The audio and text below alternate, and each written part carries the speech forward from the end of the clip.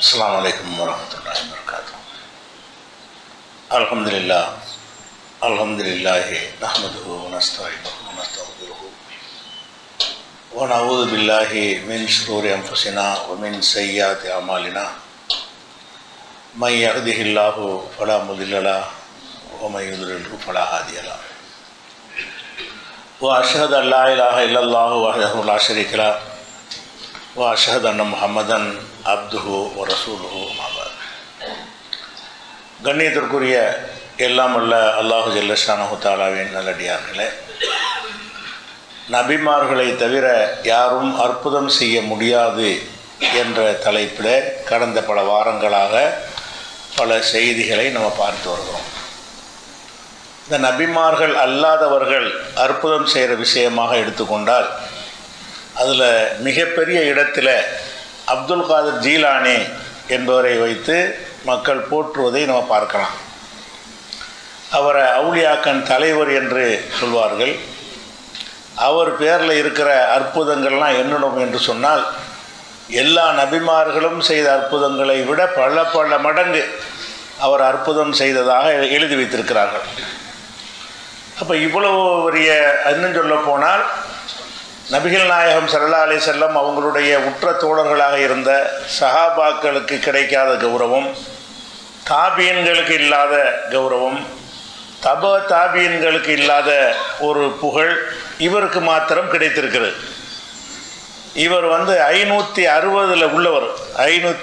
ஹிஜ்ரி 560 இவர் பிறக்கிறார். அப்போ நபிகள் நாயகம் ஸல்லல்லாஹு அலைஹி வஸல்லம் காலத்திற்கு 560 வருடங்களுக்கு பிறகு பிறந்த ஒருத்தர் எந்த அளவுக்கு மக்களால் அறிமுகமாக இருக்கிறார் என்று கேட்டால், அல்லாஹ் ரசூல் மொஹிதீன் என்று மக்கள்லாம் பேசுகிற அளவுக்கு. அல்லாஹ் ரசூல், அடுத்து யார்? மொஹிதீன். மொஹிதீன் தான் இவர் தான். மொஹிதீன் அப்துல் காதிர் ஜீலானி என்பவரை தான் அப்துல் காதிர் ஜீலானி என்றும் சொல்வார்கள், முஹிதீன் ஆண்டவர் என்றும் சொல்வார்கள், மைதீன் ஆண்டவர் என்றும் சொல்வார்கள். இதெல்லாம் ஒரு ஆள் தான். அப்போ இந்த நபர் எந்த அளவுக்கு மக்கள்கிட்ட அறிமுகமாக இருக்கார் என்று கேட்டால், அல்லாஹ் ரசூலுக்கு அடுத்து இவருக்கு தான் ஒரு பெரிய இடம் மக்கள் மத்தியில் இருக்கிறது. அதில் இன்னும் சொல்ல போனால், இவர் இவ்வளோ பெரிய இடத்தை அடைஞ்சிருக்கார் இல்லையா மக்கள் மத்தியில். இப்படி அடைந்ததற்கு இவர் ஏதாவது பல நூல்களை எழுதி பல சேவைகள் செஞ்சுருக்கிறாருன்னு பார்த்தா அப்படிலாம் ஒன்றுமே கிடையாது. ஒரு ஹதீஸ் கலை இமாம்கள் அறிஞர்கள்லாம் தொண்டாற்றிருக்கிறாங்கல்ல, அந்த மாதிரி ஹதீஸ் கலையை பற்றியோ அல்லது தப்சீர் குரானுக்கு ஒரு விரிவுரை எழுதுவதை பற்றியோ இந்த மாதிரி நூல்களாக எழுதி ஏதாவது குவித்திருக்கிறாரான்னு கேட்டால் அப்படியும் மக்களுக்கு ஒரு தொண்டாற்றலை. மக்களுக்கு அறிமுகமாகிறதாக இருந்தால் அவங்க எழுதின நூல்களை வைத்து அறிமுகமாவார்கள். மக்களுக்கு பாடம் நடத்திய அறிஞர் என்று பார்த்தீர்கள்னா, இவரை விட பெரிய பெரிய மாணவர்கள்லாம் வைத்து பாடம் நடத்திய ஷாஃபி இமாம், அஹ்மது இப்னு ஹம்பல் போன்ற அறிஞர்கள்லாம் இருந்தாங்க. அவங்களெலாம் யாருன்னு மக்களுக்கு தெரியாது. அவங்கள பற்றின எந்த ஒரு அறிமுகமே மக்கள்கிட்ட இல்லாமல் அல்லாஹ் ரசூல் மைதீன்கிற அளவுக்கு வந்துவிட்டது. எந்த அளவுக்கு வந்துவிட்டது என்று சொன்னால், இப்போ கொஞ்சம் தமிழகத்தில் தான் குறைஞ்சிருக்கு. வட இந்தியாவில் இப்போவும் இருக்கிறது. எப்படி இருக்கிறது என்று கேட்டால், எந்த ஒரு விஷயத்தை சொன்னாலும் யா முஹிதீன் என்று தான் ஆரம்பிப்பார்கள். ஒரு கஷ்டம் வந்துருச்சுன்னு வைங்களேன், யா முஹிதீன், மொஹிதீன் ஆண்டவரே அப்படின்னு கூப்பிடுவார்கள். நாங்கள்லாம் சின்ன பிள்ளைகள் இப்படி கூப்பிட்டுருக்கோம், இப்படி கூப்பிடணும் என்று எங்களுக்கு பெற்றோர்கள் சொல்லி தருவாங்க. அப்போ யா முஹிதீன் என்று எதாக இருந்தாலும் யா முஹிதீன். பிரசவ நேரத்தில் பெண்களுக்கு யா முஹிதீன் சொல்லு, யா அல்லான்னு சொன்னால் அதை அடிப்பாங்க. யா முஹிதீன் சொல்லு, மொஹிதீனை கூப்பிடு என்று சொல்கிற அளவுக்கு அவர் தான் கடவுள். அல்லாவே அவர் தான் என்று சொல்கிற அளவுக்கு மக்கள் மத்தியில் இந்த முஹிதீன் என்பவருடைய இது ஏன் இப்படி அவருக்கு புகழ் வந்துச்சுங்கிற நீங்கள் தெரிஞ்சுக்கிறது தான் அவ்வளவு சொல்கிறேன். இப்படி இவர் ஒரு சேவையும் செய்யவில்லை. ஆனாலும் என்ன இருக்கிறது, அபூபக்கர் சித்திக்கே தெரியாத ஆட்களுக்கு இவரை பற்றி தெரியும், உமர் ரலியல்லாஹு பற்றி தெரியாது, இவரை பற்றி தெரியும். அப்போ இது எப்படி, இவர் என்ன அப்படி செஞ்சிட்டாரு, இஸ்லாமிய வளர்ச்சிக்கு பாடுபட்டாரா, போர்க்களங்களுக்கு போய் ஏதாவது படைகளில் சேர்ந்து அப்படியாச்சும் ஹாலித் இப்னு வலீத் மாதிரி வீரதீர பராக்கிரமா ஏதாவது செஞ்சார்? அப்படியும் செய்யலை. புஸ்தகங்களும் எழுதினதில்லை, ஒரு சேவைகளும் செஞ்சது கிடையாது. மக்களையெல்லாம் இஸ்லாத்துக்கு கொண்டு வருவதற்காக பிரச்சாரம் பண்ணி அப்படி ஏதாச்சும் பண்ணாருன்னு அப்படியும் பண்ணது கிடையாது. ஆனால் அவரை பற்றி மக்கள்லாம் தெரிஞ்சு வச்சுருக்கிறாங்க. எந்தளவுக்கு தெரிஞ்சிருக்கிறாங்கன்னு கேட்டால், இப்போ ஒரு 50 வருடத்துக்கு முன்னாடி உள்ள தமிழகத்தில் உள்ள பள்ளி வாசல்கள் எடுத்துக்கிட்டிங்கன்னா, எல்லா பள்ளிவாசலுக்கும் பேர் மொஹிதீன் ஆண்டவர் பள்ளி தான். அனைத்து பள்ளிவாசல் என்ன பேர் வைப்பாங்க? மொஹிதீன் ஆண்டவர் பள்ளி இருந்தால் லெட்டர் போட்டு அடிப்பாங்க, போர்டு எழுதி போட்டிருப்பாங்க. அது என்னத்துக்கு எப்படி வச்சுருக்கேன்னு கேட்டால், மற்ற அவுலியாக்களுக்கெல்லாம் அந்த அவங்க அடங்கின ஊரில் மட்டும் தர்கா இருக்கு. அப்துல் கார் ஜிலானி அவங்களுக்கு வந்து உலகம் பூரா அனைத்து பள்ளிவாசலும் தர்கா, அவருடைய தர்காவும் அது. மொஹிதீன் ஆண்டவர் பள்ளின்னு ஏப்போ வைக்கிறேன்னு கேட்டால் அவர் தான் எல்லாமே. அப்படிங்கிற அளவுக்கு பள்ளி வாசல்களுக்கு எங்கள் ஊரில் பள்ளிக்கெல்லாம் அந்த பேர் தான் இருந்துச்சு. இப்போ தான் மேலே பள்ளி வடக்கு பள்ளின்னு மாற்றிட்டாங்க. கொஞ்சம் தௌஹீதுடைய விளக்கம் வந்த பிறகு அதை கொஞ்சம் மாற்றிக்கிட்டாங்களே தவிர இன்றைக்கும் தமிழகத்தில் பல ஊர்கள் வந்து மொஹிதீன் ஆண்டவர் பள்ளிவாசல் என்று தான் சொல்லப்படுகிறது. அப்போ யார் இவர்? இவருக்கு ஏன் இப்படி பில்டப் கொடுக்கப்படுகிறது? இவரை பற்றி இந்த கபூர் வணங்கிய உலமாக்கள்னு சொல்லக்கூடியவங்கலாம் இவர் வந்து ஆகா கொண்டு என்ன செய்வாங்க, புகழ்வாங்க. அதை புகழ்வதற்கு மட்டும் இன்னும் சொல்ல போனால் இவர் எழுதின புஸ்தகம்னு எடுத்துக்கிட்டிங்கன்னா ஒரு 3 புஸ்தகம் தான் எழுதியிருக்கிறார். அந்த புஸ்தகத்தை எடுத்திங்கன்னா ஒரு எல்கேஜி ஒரு லெவல் உள்ள ஒரு மார்க் அறிஞர் எழுதுவார்ல அந்த தரத்தில் தான் இருக்கும். அந்த நூலில் உள்ள சரக்குன்னு நான் சொல்கிறேன். அதில் அவர் எழுதின நிறைய ரசூல்லா பேரில் இட்டுக்கட்டின பொய்யெல்லாம் எழுதியிருப்பார். எந்த ஒரு அறிவிப்பாளர் வரிசையும் இல்லாமல் நபிகள் நாயகம் சொன்னதா என்னென்ன பொய்யெல்லாம் சொன்னாருங்கிறன்னு சொல்கிறேன். மார்க்கத்தின் பெயரால் ஒரு அறிவும் இல்லாமல் பொய்களை புழுகி இருக்கிறார் அவருடைய நூல்களில். ஆனால் சின்ன 3 நூல்கள் தான், மக்கள்கிட்ட அறிமுகமான ஒரு 3 நூல் எழுதியிருக்கிறார். அப்போ இப்படிப்பட்ட ஒருத்தர் இந்த அளவுக்கு ஃபேமஸ் ஆகிருக்கிறார். அந்த காலத்தில் ஒவ்வொருத்தர் மொஹிதீன் ஆண்டவருக்கு தான் நேர்ச்சை பண்ணுவாங்க. தர்காவுக்கு போகிறவங்கன்னா போயிடுவாங்க. உள்ளூரில் இருந்து கொண்டு நேர்ச்சை செய்கிறதா இருந்தால் மொஹிதீன் ஆண்டவருக்கு நேர்ச்சை செய்கிறோம், வைத்த வழி வந்துருச்சுன்னு வைங்களேன், மொஹிதீன் ஆண்டவருக்காக வேண்டி 1000 ரூபா செலவழிக்கிறோம்னா அந்த 1000 ரூபாய் கொண்டு வந்து பள்ளிவாசல் உண்டியலில் போடணும்னு அர்த்தம். பள்ளிவாசல் தான் அவருடைய தர்கா. அவன் மண்ணெண்ணெய் வாங்கி ஊற்றுறோன்னு அந்த காலத்தில் மண்ணெண்ணெய் வாங்கி ஊற்றுவாங்க, விளக்குலாம் கிடையாதுல, அதனால் வந்து இந்த ரைட்லாம் கிடையாது, பள்ளிவாசலில் மண்ணெண்ணெய் விளக்கு தான் வச்சுருப்பாங்க. அப்போ மண்ணெண்ணெய் வாங்கி ஊற்றுறது பள்ளிவாசலுக்குன்னு சொல்லி நேர்ச்சை பண்ணுவாங்க. பள்ளிவாசலுக்குள்ள மொஹிதீன் ஆண்டவருக்கு அது பள்ளிவாசல் கொண்டாந்து தருவாங்க. நாங்கள்லாம் கொண்டு பள்ளிவாசல் கொண்டே மண்ணெண்ணெய் ஊற்றிருக்கிறோம். அப்போ இந்த மனிதர் அப்துல் கார் ஜிலானின்னு சொல்லக்கூடிய இந்த மொஹிதீன் ஆண்டவர் என்று சொல்லக்கூடியவர் வந்து இவர் எப்படி இந்த மாதிரி ஒரு இடத்துக்கு வந்தார்? ஒருத்தர் வருவதாக இருந்தால் அவருடைய தியாகத்தில் வரலாம், அல்லது அவருடைய வீரதீர பராக்கிரமத்தினால வரலாம். அறிவார்ந்த வாதங்களை வைத்து பெரிய ஆய்வுகள் செஞ்ச இப்னு ஹஜர், இப்னு தைமியாண்டு பெரிய அறிஞர்கள்லாம் ஹதீஸுகள் எல்லாம் அலசி ஆராயிறாங்கல்ல, அந்த நூல்கள் மூலமாக இன்றைக்கி வரைக்கும் அவங்க வாழ்ந்து கொண்டிருக்கிறார்கள். அவங்களை நம்ம அறிந்து கொண்டு வைத்திருக்கிறோம். அப்படியாவது இவருடைய நூல்களை படித்து இல்ம அறிஞ்சிக்கிறதுக்குன்னு இருக்கான்னு அப்படியும் ஒன்றும் இல்லை. நிறைய நூல்கள்லாம் எழுதவில்லை. அப்போ இவருடைய இந்த 500லேருந்து 600க்குள்ள காலத்தை எடுத்துக்கிட்டிங்கன்னா நல்ல பிரபலியமான முக்கியமான ஆட்கள்லாம் சில பேர் இருந்தாங்க. இந்த ஃபஹ்ருத்தீன் ராசின்னு சொல்லுவாங்க. தப்சீர கபீர் பெரிய தப்சீராக தான் எழுதப்பட்ட தப்சீர் கபீர்னா பெரிய தப்சீர். அந்த மாதிரி இவர் காலத்தில் வாழ்ந்த ஒருத்தர் பெரிய தப்சீராக எழுதி குவிச்சிட்டு போயிருக்கார். அவ்வளோ பிரம்மாண்டமான வால்யூமை கொண்டது. தப்சீர் ராசிமாங்க, தப்சீர் கபீருமாங்க. இவருடைய காலத்தில் தான் அவர் வாழ்ந்திருக்கிறார். அப்போ அப்படிலாம் கல்விக்கு தொண்டாட்டி இருக்கிறாங்க. அவரை பற்றி இப்போ நான் சொல்லும்போது தான் நிறைய பேருக்கு தெரியும். அந்த மாதிரி இப்னு அசாக்கிர்னு ஒருத்தர் இருந்தார். ஹதீஸ் நூல்களில் பெரிய நூல் அதான். ஹதீஸ் நூல் எழுதப்பட்ட நூல்களில் பெரிய தாரிக் திமிஷ்குன்னு சொல்லுவாங்க, இப்னு அசாக்கிர்னு சொல்லுவாங்க. பெரிய அதிகமான வால்யூம்களை கொண்ட ஒரு நூல் எதுண்டா அது. அதில் அர்ப்பணித்து அவருடைய காலத்திலே ஹதீஸுகளை தொகுத்து அப்படி நூல் எழுதியவர்கள்லாம் இருந்தாங்க. அவரை பற்றி யாருக்கும் தெரியல. அவருடைய காலத்தில் வாழ்ந்தவர்களுக்கு இந்த ரசூல்லா பேரில் இட்டுக்கட்ட பொய்களெல்லாம் வட்டி கட்டி சொல்லக்கூடியவராக இப்னுல் ஜவுசின்னு ஒருத்தர் இருந்தார். அவர் தான் அந்த விட்டுக்கட்ட பொய்யான ஹதீஸுகள்லாம் ஆய்வு செஞ்சு இது பொய், இது ரசூல்லா பேரில் இட்டுக்கட்டப்பட்டதுன்னு நல்ல ஆய்வு செஞ்சு சொல்லக்கூடிய ஒரு பேரறிஞர், எக்கச்சக்கமான நூல்களை எழுதியவர். அவரும் இவர் காலத்தில் வாழ்கிறார். இவருடைய காலத்தில் பெரிய பெரிய மேதைகள்னு சொல்கிறவங்களாம் இருக்கிறாங்க. இப்படி அவங்க செஞ்சதில் ஒரு பெர்சன்ட் கூட இவர் செய்யவில்லை. ஒரு இப்னு அசாக்கிர் செஞ்ச வேலையில், அவர் தப்சீருக்கு அவர் செஞ்ச வேலையில், ஹதீஸுக்கு இப்னு ஜவுசி செஞ்ச ஒரு வேலையில், கஸாலி இவர் காலத்தில் உள்ளவர் தான். இந்த கஸாலி இமாம்ங்கிறாங்களே அவர்லாம் இவருடைய காலத்தில் உள்ளவர் தான். இந்த கஸாலிங்கிறவராது நிறைய நூல்களை எழுதி குவிச்சிருக்காரு. அவரும் தவறான கொள்கைகளை சொன்னாலும் அவராச்சும் சில நூல்களை எழுதி குவித்திருக்கிறார். ஆனால் இந்த அப்துல் கார் ஜிலானிங்கிற ஒரு நூல்கள் வழியாகவும் மக்களுக்கு ஒரு சேவையும் செய்யவில்லை. அந்த காலத்தில் அரசர்களுக்கு போர் செய்வாங்க, இராணுவ தளபதியாக இருந்து அதன் மூலம் பேர் எடுப்பாங்க. நிறைய பேர் மக்கள் மனசில் நீங்காத இடம் பெற்றுருவாங்க. அப்படியாச்சும் போய் கலந்துக்கிட்டாரன்னா இல்லை, பள்ளிவாசலில் தான் இருந்தார். அப்படி எந்த விதமான ஒரு போர்க்களங்களில் போய் எதிரிகளோட போரிட்டு அப்படி ஒரு வீரதீர பராக்கிரமத்தையும் அவர் செஞ்சது கிடையாது. ஆனாலும் இன்றைக்கு அல்லா ரசூலுக்கு அடுத்து யாரே மொஹிதீன் அப்துல் கார் ஜிலானிங்கிற அளவுக்கு வந்து விட்டார் என்றால் என்ன காரணம்? அந்த காரணத்தை முதல் நினைக்கணும். இவர் பேரில் சொல்லக்கூடிய அற்புதங்கள் நிறைய கட்டுக்கதைகள் இருக்குது. எதனால் இந்த கட்டுக்கதையில் வந்துச்சு இன்னும் இதெல்லாம் நான் கவனிக்கணும். இதில் முக்கியமாக கவனிக்கிற விஷயம் என்னென்னு கேட்டால், பல இமாம்கள் வாழ்ந்தாங்கள்ல, அவங்க பேரில் மதுஹபுகள் இருக்கிறது. ஆனால் அந்த மதுஹபுகள் அந்த இமாம்கள் உண்டாக்கலை. இப்போ ஹனஃபி மதுஹபுங்கிற அவரை உண்டாக்குனார். அவர் தனக்கு தெரிஞ்ச ஹதீஸுகளை ஆய்வு செஞ்சு மக்களுக்கு சில செய்திகளை சொன்னார். சொல்லும்போது என்ன சொன்னார்னு கேட்டால், நாங்கள் சரியான ஹதீஸ் இருந்தால் நீங்கள் அதை எடுத்துக்கிறங்க, நாங்கள் சொன்னதை எடுத்துக்கிறாதீங்க, நாங்களும் மனிதர்கள் தான் அப்படின்னு தான் அபு ஹனீஃபா இமாம் சொன்னார். அதே மாதிரி ஷாஃபி இமாம் என்ன மாலிக் இமாம் அதை தான் சொன்னார். என்ன சொன்னார், நாங்களும் இது மாதிரி உள்ள ஆளுக்கு தான், எங்கே இது நீங்கள் எடுத்துக்கிறாதீங்க.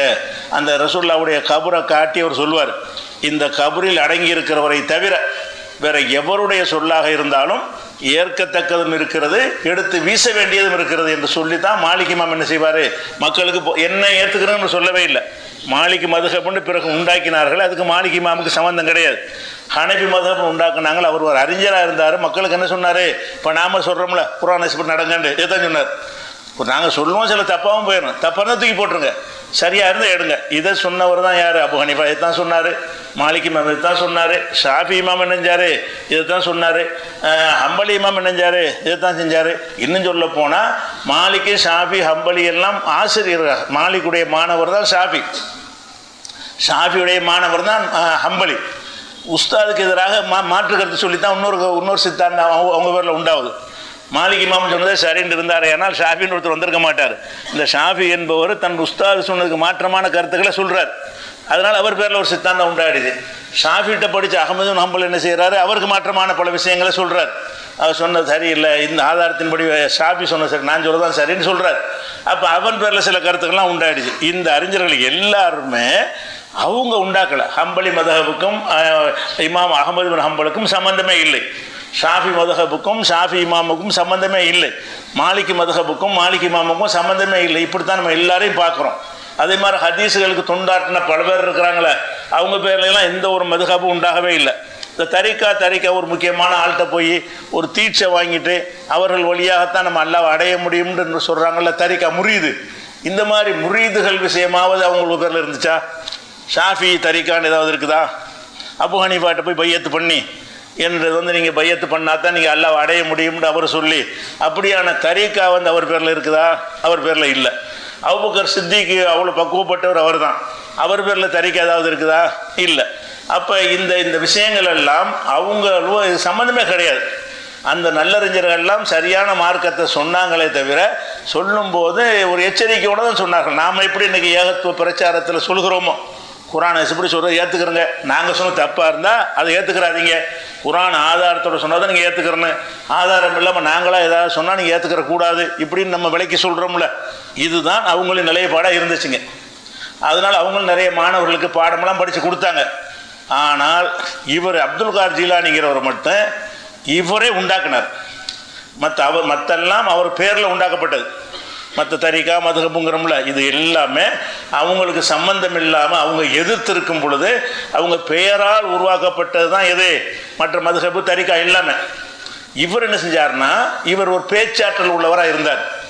பேச்சாற்றல் உள்ளவராக இருக்கும்போது என்ன செய்கிறாருன்னு கேட்டால், தனக்குன்னு அந்த வரக்கூடிய மக்களை தன் கையில் வைத்து கொள்ளணும்னு சீடர்களாக முதல்ல இந்த முரீதுங்கிறத உண்டாக்குன இவர் தான்.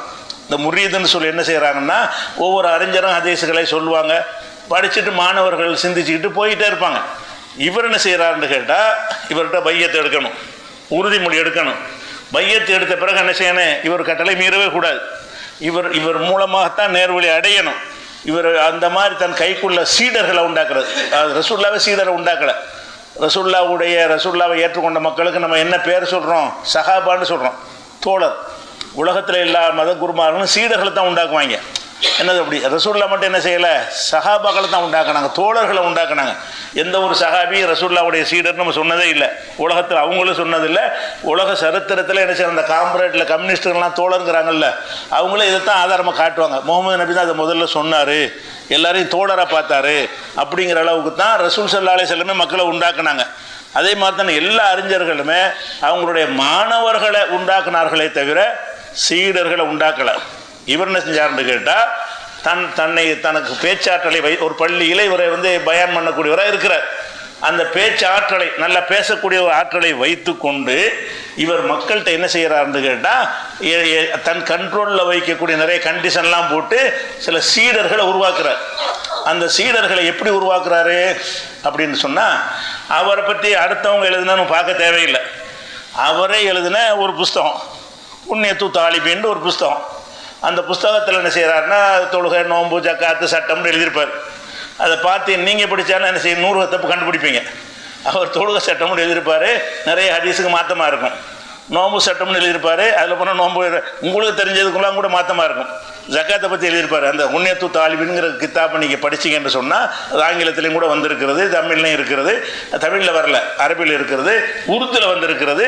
அந்த நூலை வாசித்து பார்த்தீங்கன்னா இன்னைக்கு இது நமக்கு தெரிஞ்ச கூட ஒரு தெரியலையே என்கிற அளவுக்கு தான் அந்த கித்தாப்பு இருக்கும். இந்த தொழுகை, நோம்பு எல்லாத்தையும் சொல்லிவிட்டு இறுதியாக பாகத்தில் என்ன செய்வார்னு கேட்டால் முரீதுகள், சீடர்களுடைய கடமைன்னு ஒரு தலைப்பை போடுவார். எனக்கு சீடர்களாக இருக்கிறவங்க எப்படி நடக்கணும், அவர் கைப்பட எழுதினது. இது அவர் மீது யாரும் சொன்னது கிடையாது, அவர் மீது குற்றஞ்சாட்டி பழி சுமத்தின ஒரு விஷயம் கிடையாது. அவருடைய நூலில் அவரே எழுதின விஷயங்களை தான் நான் உங்களுக்கு சொல்ல போகிறேன். எப்படிப்பட்ட ஆட்களை உண்டாக்குனாரு, அந்த ஆட்களை தான் பில்டப் பண்ணி வர புகழை ஏற்றி விட்டாங்க. என்ன மாதிரி உண்டாக்குனாருன்னு பாருங்கள். அவர் என்ன சொல்கிறாருன்னு கேட்டால், முதல்ல நீ ஒரு வெற்றி அடையதாக இருந்தால் ஒரு ஷேகை பிடித்து கொள்ள வேண்டும். நீனா அல்லாவை அடைய முடியாது. நீனா தொழுது நீனானும் அதெல்லாம் முடியாது. எந்த விஷயமா இருந்தாலும் அந்த ஷேகு தான், ஷேகிட்ட உறுதிமொழி எடுத்துக்கொண்டு அவரை கேட்டு தான் உன்னுடைய அசைவு, பேச்சு, வாழ்க்கை, கல்யாணம், கர்மம் அது எல்லாமே இருக்கணும். அப்படிங்கிற மாதிரி இருந்தால் மட்டும்தான் நீங்கள் வெற்றி பெற முடியும்ன்ற ஒரு கருத்தை வைத்துக்கொண்டு தன்னிட்ட படித்த மாணவர்களை எல்லாம் சீடர்கள்ங்கிற வகையில் ஆக்கிடுறாரு. ஆக்கிட்டு அவர் சொல்கிறாரு, ஃபுல் வாஜிப் அலைஹி. இது அவருடைய நூலில் உள்ள வாசகம். ஏன் இவருக்கு இந்த பில்டப் வந்துச்சுன்னு கேட்டால், அவர் தனக்கு இந்த மாதிரி துதிபாடிகளை உண்டாக்குனார். எந்த அறிஞர்களும் செய்யாத ஒரு வேலை நெஞ்சார், அவர் செஞ்சார். என்னை பற்றி இது மாதிரி நீங்கள் எல்லாம் புகழணும்னு சொல்லாத அளவுக்கு அப்படி ஒரு கருத்தை விதைச்சி அந்த சீடர்களை உண்டாக்குனார். ஃபுல் வாஜிபு அலைஹி தருக்கு முகாலபத்தி ஷேஹி ஃபி சுஹபத்தி பில்லாஹிர். ஒரு சீடருடைய முக்கியமான கடமை தன்னுடைய ஷேகுக்கு மாற்றமே செய்யக்கூடாது. ஷேகு என்ன செஞ்சாலும், இவர் தான் ஷேகு, குருநாதர். ஷேகுன்னா குருநாதர், முரீதுனா சீடர். அப்போ ஒவ்வொரு சீடரும் தன்னுடைய குருநாதருக்கு எந்த ஒரு விஷயத்திலையும் மாற்றம் செய்யக்கூடாது. ஒரு தற்குள் ஏத்தரால் அலைஹிவில் பாத்தினி, மனசில் கூட அவர் சொல்கிறதுக்கு எதிரான கருத்தை வச்சுக்கிறக்கூடாது. ஒரு தப்பான கருத்து சொன்னார், அம்மாடி தப்பான கருத்து சொல்ல மாட்டார் அவர் அப்படின்னு சொல்லிக்கிறோமா. அவர் தப்பான கருத்து சொன்னால் கூட நீங்கள் வெளிப்படையாகவும் எதிர்க்கக்கூடாது. இப்படி ஒருத்தனை உண்டாகணும், எப்படி இருப்பான், இப்படி உண்டாக்கணும் அறிஞனாக இருப்பானா, மோட்டிகனாக இருப்பானா? இப்படி உருவாக்கப்பட்டவர்கள் மாணவர்களாக இருப்பாங்களா, மடையர்களாக இருப்பார்களா? இப்படி தான் உருவாக்கினார் அவர், உருவாக்குனது. அதே மாதிரி அது சொல்கிறார், சாஹிபுல் ஏத்தராலி பிசிர்ரிஹி மூத்தர்லி அத்துபிஹி. ஒருத்த அவர் மீது ரகசியமாக அந்த குருவை நீ எதிர்த்து நின்றாயானால் நீ என்ன செய்கிற, அவருடைய நீ சீடரை எதிர்க்க தகுதியற்றவனாக இருக்கிற, அது மாதிரி இருக்கிற. அதே மாதிரி எக்குஃபு நப்சஹு எஸ்ஜுருஹா முகாலபத்திஹி லாஹிரன் ஓ பாத்தினன். அந்தரங்கமாகவும் வெளிப்படையாகவும் ஷேகுக்கு மாற்றம் வராத அளவுக்கு தன்னை தற்காத்து கொள்ளணும். ஷேகு ஏதாவது தப்பு செய்வார், அதை பற்றி வாயை பேசக்கூடாது. பேசணும்னு வந்துச்சுன்னா உன்னை கட்டுப்படுத்திக்க. முதல் பாடம் என்னன்னு கேட்டால், அந்த ஷேகுன்னு ஒரு ஆளை ஏற்றுக்கொண்டு அவர் என்ன செஞ்சாலும் சரி, இஸ்லாத்தினோட அடிப்படையை தகர்க்கிற அப்படின்லாம் சேர்த்து சொல்கிறார். தகர்க்கிற மாதிரி காரியத்தை செஞ்சாலும் நீ என்ன செய்யணும், ஷேகு மட்டும் ஏற்றுக்கூடாது. ஷேகு சரியாக தான் செய்வார் அப்படிங்கிற மாதிரி என்ன செஞ்சார், விடுறாரு. அதே மாதிரி எப்படி சொல்கிறார் பாருங்க, ஒய்தா லஹர் லஹு மின ஷேக். இது எல்லாமே அவர் எழுதின கித்தாபில் உள்ள வாசகங்கள். ஒய்தா லஹர் லஹு மின ஷேகி மா எக்ரஹு மா யுக்ரஹு ஃபி ஷர்இ. மார்க்கத்தில் வெறுக்கத்தக்க ஒரு காரியத்தை அவர் செய்வாரையானார். உனக்கு பளிச்சுன்னு தெரியுது, அவர் தண்ணி அடிக்கிறான்னு உனக்கு தெரியுது, இது மார்க்கத்தில் வெறுக்கத்தக்க ஒரு காரியம். உன்னுடைய ஷேகா இருக்கிறார். ஷேகு மார்க்கத்தில் வெறுக்கத்தக்க காரியம் இருக்கும் என்று சொன்னால் இஸ்தஹபர் அன்தாலிக்கு பில் தர்பில் மசலி உள் இஷாரத்து. நீ அந்த விஷயத்தை ஒரு சாடமாடையாக வேண்டால் என்ன செய்யலாம், அவருக்கு தெரிவிக்கணும். என்னங்க இப்படி செய்றிய அப்படின்னு கேட்கக்கூடாது. எப்படி கேட்கணும், நம்ம இஸ்லாத்தில் நம்ம மதுபானம்லாம் ஹராமாக்கப்பட்டிருக்கங்க, அது கரெக்டு தானே இப்படி கேட்கணுமா. அவர்கிட்ட நேரடியாக எதுவும் கேட்டுறக்கூடாதான். உலாகி சொர்ரிஹி பிஹி, அதை பச்சையாக சொல்லிடக்கூடாது. அவர் மார்க்கத்துக்கு விரோதமாக ஒரு செயலை செஞ்சார்னு சொன்னால் என்ன செய்யணும், முடிஞ்ச சொல்ல நீங்கள் விரும்புனீங்கன்னு சொன்னால் சாடமாடையாக சுட்டி காட்டுங்க, இல்லைன்னா அவர் வெறுத்துருவார். அதே மாதிரி ஒயின் ராஃபிஹி ஐபம் மினல் உயூபி, அவற்றை பல குறைபாடுகளை கண்டா ஷேகிட்ட குறைபாடுகளை இப்படிலாம் யாருமே சொல்ல கிடையாது. ஷேகு பேரில் பின்னாடி வந்தவங்க சொன்னதை கேட்டிருக்கிறோம். இந்த ஷேகா இருக்கிறவரை சொன்னது இவர் தான். இந்த தரிக்கை உண்டாக்குனவரை சொன்னதுன்னு பார்த்தீங்கன்னா இவர் தான் அந்த விதி என்ன செய்கிறாரு, அந்த மாணவர்கள்ட்ட போதிக்கிறார். எப்படி விட்டார்? ஒயின் ராஃபிஹி ஐபமினல் உயூபி, தனது ஆசிரியர் குருநாதர்கிட்ட ஷேகிடத்தில் வந்து குறைபாடுகள் எதையாவது கண்டாரையானால் சத்தரகு அலைகி, அதை மறைத்து விட வேண்டும். அவர் கண்ணு முன்னாடி அவர் பிள்ளை செய்கிற கண்ணால் பார்க்குறார். கண்ணால் பார்க்கும்போது என்ன செய்யணும்? இல்லை நம்ம யார்கிட்ட சொல்லக்கூடாது, சரி மறைக்கிறது ஒரு விஷயம், மறைக்கிறது வேணால் ஒரு கணக்கில் எடுத்துக்கிடலாம். மறைக்கிறது என்ன செய்யணும்னா யஊது பி துஹுமத்தி அலா நஃப்ஸிஹி, நாம தான் அவர் மேலே இட்டு கட்டி தப்பாக நினச்சிக்கணுமா. கண்ணு முன்னாடி அவர் களை வாங்கிறது பார்க்குறீங்க, பார்த்தா கூட எல்லாம் களை வாங்க மாட்டார், நம்ம தான் தப்பாக வழங்கிட்டோம் அப்படி நினைக்கிறோமா. நீ கண்ணு முன்னாடி அவர் களை வாங்குறத பார்த்தாலும் நீ என்ன செய்யணும்? இப்படி சொல்கிறாரு, யஊது பி துஹுமத்தி அலா நஃப்ஸி, நான் இட்டு கட்டுறேன் அப்படின்னு நினச்சிக்க, உன்னை பற்றி நினச்சிக்க. கண்ணு முன்னாடி செய்கிறத பார்த்தா நீ சொல்லாதன்னா பரவாயில்லை, யாருடைய குறையும் சொல்ல தேவையில்லைங்கிற ஒரு வகையில் அது பண்பாடுங்கிற விஷயம் ஷேகுக்கு மட்டும் உள்ளதில்லை, அது எல்லா முஸ்லீமுக்கு உள்ளதானே. அது ஷேகிட்ட குறைக்கு மட்டும் உள்ளதில்லை, யார்கிட்ட ஒரு குறையை கண்டா அதை போய் பரப்ப வேண்டிய அவசியம் இல்லை. அதுக்குள்ள அறிவுரை இல்லாமல் ஷேகுக்கு தான் அந்த ஒரு அறிவுரை. சரி அப்படி வச்சுக்கிடுவோம். அது வச்சுக்கிட்டு என்ன செய்யணுமா, அவர் அந்த தப்பு செய்யலைன்னு நினச்சிக்க, செஞ்சதாக உனக்கு தெரிஞ்சாலும் நீ நீ இட்டுக்கட்டி சொல்கிற செய்தான் வந்து ஒன்று மனசில் போட்டு அவர் மீது இட்டுக்கட்டி உன்னை சொல்ல வைக்கிறான். அப்போ கண்ணால் பார்க்குறது பொய்ங்கிறார். அப்போ கண்ணால் பார்த்தா கூட பொய், சரியத்தில் இருக்கிறத மாற்றமாக செஞ்சாலும் அது மாற்றமாக செய்யலைன்னு நினைக்கணுமா. சரியத்தில் உள்ளதை மீறுறாரு, நாம் அவர் மீறவனா இல்லை, அவர் கரெக்டாக தான் இருக்கார், நமக்கு தான் விளங்காமல் தப்பாக நினைக்கிறோம், நம்ம மீது பழியை சுமத்திக்கணுமா. உன் மீது பழியை சுமத்திக்கல். ஒரு தவ்வொழு ஷேகி ஃபிஷராய், மார்க்க விஷயத்தில் அந்த ஷேகு ஏதாவது தப்பாக செஞ்சார்னு சொன்னால் அதுக்கு ஒரு வியாக்கியானத்தையும் கொடுத்துக்க. ஏதாவது அவர் ஏன் இதை செய்கிறாருன்னு கேட்டால், நோன்பு வைக்காமல் சாப்பிட்ருக்காரு பகல் நேரத்தில், ரமலான் மாதத்தில் பார்க்குறீங்க, நீ என்ன செய்யணும்? நம்ம ஷேக்கு சாப்பிட மாட்டாது, ஏதாவது ஒரு இருக்கும், ஏதாவது ஒரு விஷயம் இருக்கும், ஏதாவது ஒரு ஹதீஸ் இவர் பார்த்துருப்பார் அப்படி நினச்சிக்கணுமா. இந்த ஷேகு மார்க்க விரோதமாக செஞ்சார்னு அப்படி சொல்லித்தர்றாருங்க.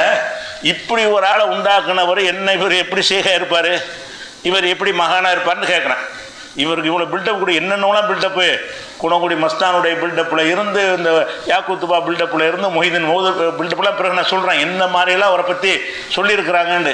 அப்போ இவர் எப்படி உருவாக்குறாருன்னா அவ்வளவு ஷேஹி பிஷராய், மார்க்க விஷயத்தில் ஷேகுக்காக வேண்டி இவர் வியாக்கியானம் கொடுத்து கொள்ள வேண்டும்.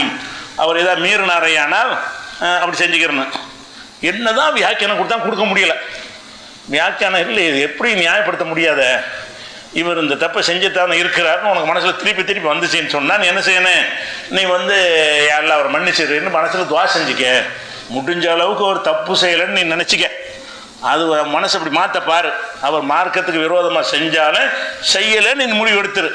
அப்போ மார்க்கத்துக்கு விரோதமாக செஞ்சாலும் செய்யலைன்னு முடிவு எடுத்தால் நீ எப்படி நன்மை ஏவுவ? இப்படி உருவாக்கணும், எப்படி போய் தீமை போய் தடுப்பான்? தப்புன்னு காண்ற அல்லாஹ் நமக்கு என்ன கற்றுத்தரான்? அல்லாஹும் அரினல் ஹக்க ஹக்கன் ஒருசுகுணத்தி பாகு அரினல் பாத்தில பாத்திலம் ஒருசுகுண ஜித்தினாபா. இறைவா ஹக்கை வந்து ஹக்கா எங்களுக்கு காட்டும். நமக்கு கற்றுத்தர மார்க் என்ன கற்றுத்தருது? ஹக்கை வந்து ஹக்காவே எனக்கு காட்டணும், பாத்தில வந்து பாத்திலாக காட்டணும். சத்தியத்தை சத்தியமாகவும் அசத்தியத்தை அசத்தியமாகவும் என காட்டுவாயாக அப்படிங்கிற ஒரு பிரார்த்தனையை இஸ்லாம் நமக்கு கற்றுத்தந்திருக்கிறது. இவர் என்ன சொல்கிறாரு? நீ வந்து பாத்தில ஹக்கா பாருங்கிறார். அது பாத்திலான கெட்ட விஷயம்தான், தவறான விஷயம்தான், நீ தவறுன்னு நினைக்காத. அவர் ஷேகில் செய்கிறாரு, ஷேகு செஞ்சால் தவறாக இருக்காது, அது கரெக்டாக தான் இருக்கு அப்படின்னு நினச்சிக்கணுமா. அதே மாதிரி வந்து ஒய்தா கலப ஷேகு அபசஃபி வஜீஹி, ஷேகு வந்து கோவப்பட்டார்னு வை, நீ ஏதாவது செஞ்சு ஷேகு உன் மேலே குருநாதர் கோவப்பட்டு விட்டார் என்று சொன்னால், அல்லது அவரிடமிருந்து அவள் லஹரமின்ஹு நவ்வு எறாலி நன்ஹு, இவர்கிட்டருந்து ஏதாவது ஒரு புறக்கணிப்பு வந்து விட்டதுன்னு வைங்க, போடா வர மூஞ்சில் முடிக்காடான்ட்டார், போயிடாத, என்ன செஞ்சாலும் அங்கே கிடக்கணுமா. இல்லை மென்கத்தி அனுகு, அவரை விட்டு விலகிறவே கூடாது. ஷேகு உன்னை வெறுத்தாலும் உன்னை புறக்கணித்தாலும் உன்னை விரட்டினாலும் அவர் என்ன செய்யக்கூடாது? நீ போகக்கூடாது. அது மாதிரி என்ன செய்யணும்னா இது மாதிரிலாம் உன்னை வந்து பார்த்துக்கணுங்கிறார். அதே மாதிரி வந்து அவரிட வந்து ஷேக் என்ன செய்கிறாருன்னு கேட்டால், விமா எதுவும் இல்லை அம்ரில்லா, அல்லாவுடைய காரியங்கள் சம்பந்தமாக மின் தர்க்கி இம்திசாலில் அம்ரி ஒருத்தி காப்பின் நகி, நன்மையான காரியங்களை எடுத்து நடக்க மாட்டேங்கிறாரு. ஷேகா இருக்கிறாரு, நன்மையான காரியங்கள் எடுத்து நடக்க மாட்டேங்கிறாரு. ஷேகா இருக்கிறாரு, தீமையான காரியங்களை விட்டு விலக மாட்டேங்கிறாரு. இப்படி நீ கண்டாயானால் என்ன செய்யணும்? நீ ஷேகின் மீது நல்ல ஒரு எண்ணம் வச்சுட்டு சொல்லி எஸ்தகர் ரப்பஹு, நீ வந்து ரப்பிடத்தில் அவருக்கா நீ பாவம் மன்னிப்பு தெரியும், அவரை மதிச்சுக்கிறணுமா. எல்லாம் தெரியாமல் செய்கிறாரு, நீ அவரை மன்னிச்சிரு, அவர் ஒரு நோக்கத்தை செஞ்சுருக்கிறாரு அப்படின்னு நீ துவா செஞ்சு என்ன செய்யணும்? யசிமலா தற்கில் முஆவதத்தி இலைஹி, அவருக்கு பகைமையை காட்டுவதை நீ விட்டுறணும், உறுதி பண்ணிடு, இனிமேல் எதிர்க்கவே கூடாது அப்படின்னு சொல்லிட்டு சும்மா யாத்ததிர் இல்லை ஷேகிடத்தில் போய் என்ன செய்யணும்னு கேட்டால் அவர் நம்மளை கண்டிச்சார்னு சொன்னால் அவரை வந்து நீ ரொம்ப கீழே இறங்கி வைத்ததல்லு, அப்படி அடிபணிந்து போய்விடும். ஒய தமிழ்ல அவரை காக்கா பிடிக்க, தமிழ்லக்குன்னா காக்கா பிடிக்குமாங்கல்ல, அந்த மாதிரி அவர் உன்னை திட்டுனார்னு சொன்ன செய்யணும், அப்படி திட்டாது, அப்படி கஞ்சி போய் காலில் விழுவணுமா, அந்த மாதிரி ஷேகு வந்து வெறுத்துட்டார் என்று சொன்னால் அது மாதிரி செஞ்சிடறாத அப்படிங்கிறாரு. ஒயத்த ஹப்பபு இலகி தரிக்கில் முகாலபத்தில் ஃபில் முஸ்தக்பிலி, எதிர்காலத்தில் கூட அவருக்கு மாற்றமாக நடக்கக்கூடாது என்று சொல்லி என்ன செய்யணும், அவர்கிட்ட வந்து நீ நடந்து கொள்ளணும், இப்படி எல்லாம் வந்து சொல்கிறார். அடுத்து என்ன செய்கிறாருன்னு கேட்டால் இதெல்லாம் அவருடைய குன்னியத்து தாலிபின்ல அவருடைய சீடர்மார்களுக்கு சொன்ன ஒரு அறிவுரைகள். அதில் முக்கியமான அறிவுரை என்னென்னு கேட்டால், நல்லா தெரிஞ்சிக்க, எந்த ஒரு மனிதனாக இருந்தாலும் ஷேகு முரீதுங்கிற வகை இல்லாமல் வெற்றி பெற இயலாது. நீனா தொழுது, நீனா நோன்பு வச்சு, அதெல்லாம் நடக்காது. ஒரு ஷேகுகிட்ட போய் அவர் பர்மிஷன் லைசன்ஸ் வாங்கி தான் நீ செய்யணும் அப்படிங்கிறார். என்ன செய்கிறாரு, ஒல் யத்தஹக்கக், உறுதியாக விளங்கிக்கொள், அன்னல்லாஹ் அஸ்ஸவஜல்ல அதரல் ஆதா, அல்லாஹ் வந்து எப்படி நடைமுறை ஏற்படுத்தி இருக்கிறான் என்று கேட்டால், ஐயக்கூன ஃபில் அர்தி ஷேகுன் முரீதும், ஷேகு முரீது அடிப்படையில் தான் இயங்க வேண்டும் என்று அல்லாஹ் நினைச்சிட்டான், தீர்மானித்து விட்டான். எந்த ஆதம் அலைஹிஸ்ஸலாத்திலிருந்து இன்றைக்கு அப்படி சொல்கிறார், எந்த ஆதாரமும் இல்லாமல் கட்டுக்கதையாக அவர் சொல்கிறார். ஆதம் அலைஹிஸ்ஸலாத்தை இன்னைக்கு வரைக்கும் அல்லாஹ் நினைச்சிட்டான்னு கேட்டால் ஷேகு முரீது தான். நீனா போய் தொழுவ போகிறேன்னா அதெல்லாம் வச்சுக்கிற கூடாது, அவர் தான், அவர் சொல்கிறபடி தான் நீ நடக்கணும், அவர் தான் எல்லாமே. ரசூல்லா கூட நடந்ததில்லை, அல்லாவுடைய ரசூலாக இருந்தாங்களே நடந்ததில்லை. இவர் அதுக்கான ஆதாரம் காட்டுறாரு, ஆதம் அலைஹிஸ்ஸலாத்திலிருந்து எடுத்துகிட்டு வர்றார். இந்த விஷயங்கள் இன்ஷா அல்லாஹ் நம்ம என்ன செய்வோம், அடுத்தடுத்த வாரங்களில் பார்ப்போம்.